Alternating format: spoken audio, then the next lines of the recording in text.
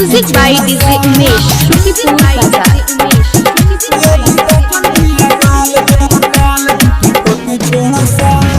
हिया बंगाली पर उमर बकाचे आइल बिया जिला मोतिहारी में नाचे। हिया बंगाली पर उमर बकाचे आइल बिया जिला मोतिहारी में नाचे।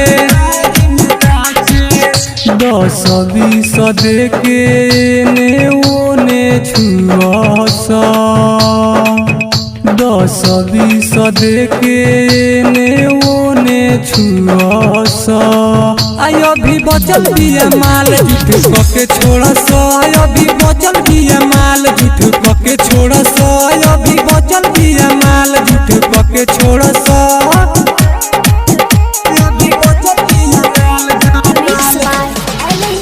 Music by DJ Umesh, Music by DJ Umesh, Shukipur Bazaar. गजब के चीज तो बिया रसाइल चोली के चीज पर बाटे गसाइल।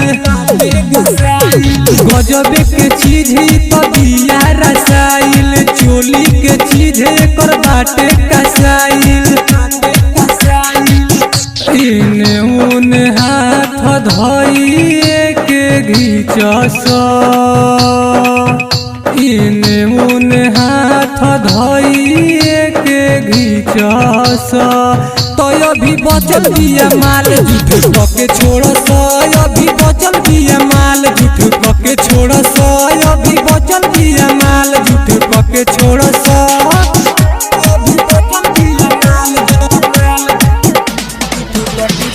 Music by DJ Umesh, Music by DJ Umesh, Shukipur Bazaar.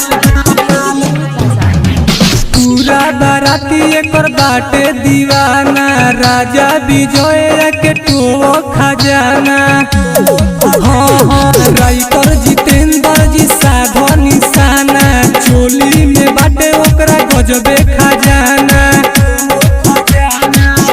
ललन जी संग होया के खूब कोरस। ललन जी संग होया के खूब कोरस। तो अभी बचल बिया माल झूठ कके छोड़स। अभी बचल बिया माल झूठ कके छोड़स। अभी बचल बिया माल झूठ कके छोड़स। हिया बंगाली पर उमर बकाचे आइल बिया जिला मोतिहारी में नाचे। हिया बंगाली पर उमर बकाचे आइल बिया जिला मोतिहारी में नाचे। 10-20 देके ने ओने छुअस। 10-20 देके ने ओने छुअस।